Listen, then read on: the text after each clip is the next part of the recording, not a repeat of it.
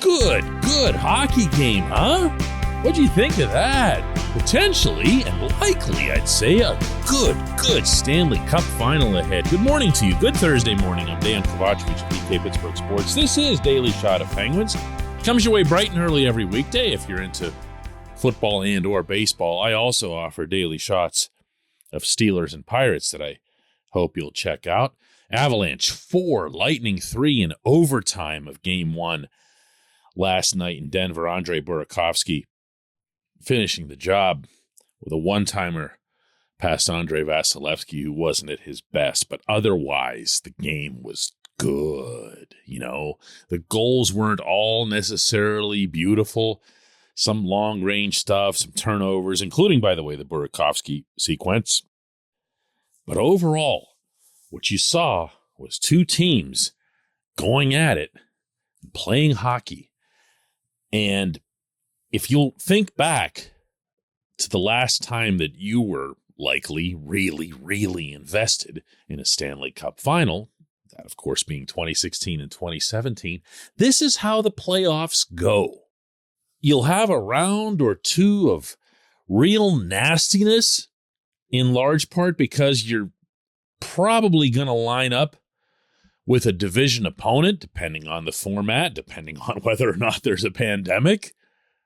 But there's going to be that push and shove, the intimidation factor, the physical stuff, injuries. And then you get to the conference final and the hockey kind of goes to a higher level. Teams now maybe psychologically feel like, hey, we belong here. There's only 4 teams left in the league and we're one of them and we're really good and we're here to play hockey. Doesn't mean you eliminate toughness from the game. Doesn't even mean you eliminate all of the cheap stuff, but it goes to a higher level. And then you get to the final. Then you get to the big stage. The whole hockey world is watching your team and that other team, and you deserve it. You've worked to get there. You belong. And all of a sudden, just like that, all of the Ryan Reeves types, even the Jacob Trouba types, they're just gone. Poof, like they never existed. And all those big, mean, nasty guys that you were pining for in the first couple of rounds, they're not even participating. And if they are on these rosters, they don't play. They either get wasted on a fourth line or they're healthy scratches. A headline in the New York Post earlier this week described the Rangers as lacking toughness. That's what they need to get to the next level. I swear this was not in the Onion. It was actually in the Post. Basically, the only thing that got the Rangers even through one round was Trouba's headhunting. But this piece did an analysis of a New York team that got to the Eastern Conference Final and said, man, if only they had more toughness, they would have been able to get through to the final and maybe win it all.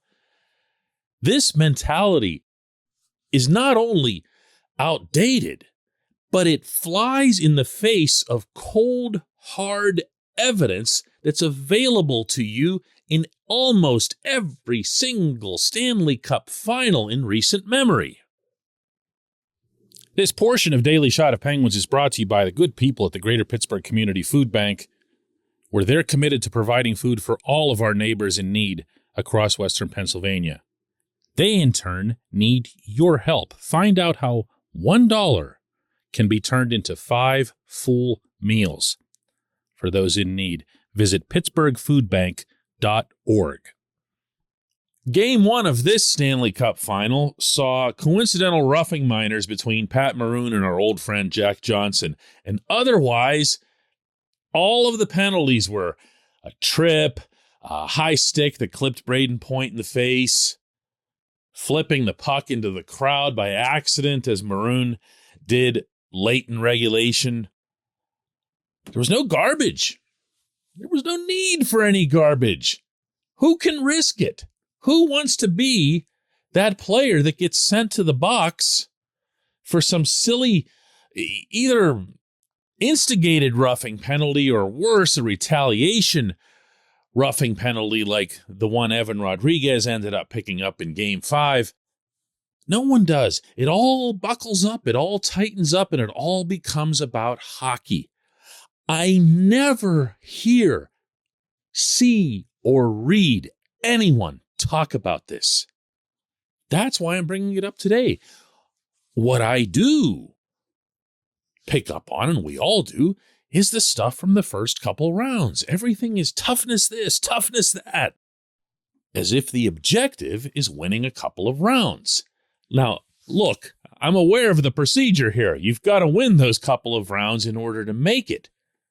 But once you do make it, you're not going to win unless you are the superior hockey team, meaning you're better at playing hockey than the other guys are. I don't believe that last night's game was any kind of classic. I mean, I'm sure they'll really appreciate it in Denver.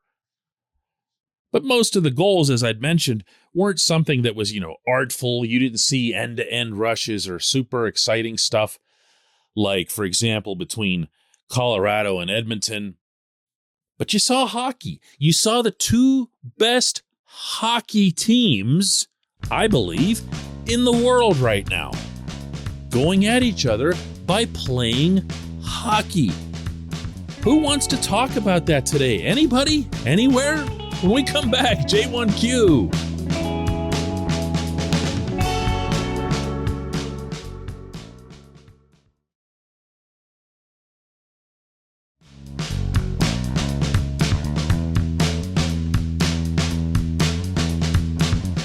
Today's J1Q comes from Sean, and it's in reference to yesterday's episode, which I spent talking not only about the Penguins core, but also about the cores of almost all of the recent Stanley Cup champions, with one exception being St. Louis. Sean asks, doesn't a core need to include a consistent goaltender? There hasn't been a good playoff goaltending performance for the Penguins since 2017. And you know what, Sean? You're right. Because when you were talking about the Penguins core in 2016, 2017, you were still talking about Marc-Andre Fleury. Now, Matt Murray had taken over into the 2015-2016 season, and Matt Murray was the guy who ended up beating the Sharks. And then Murray, of course, came in midway through the conference final against Ottawa the following year and ended up beating the Senators and the Predators in the final.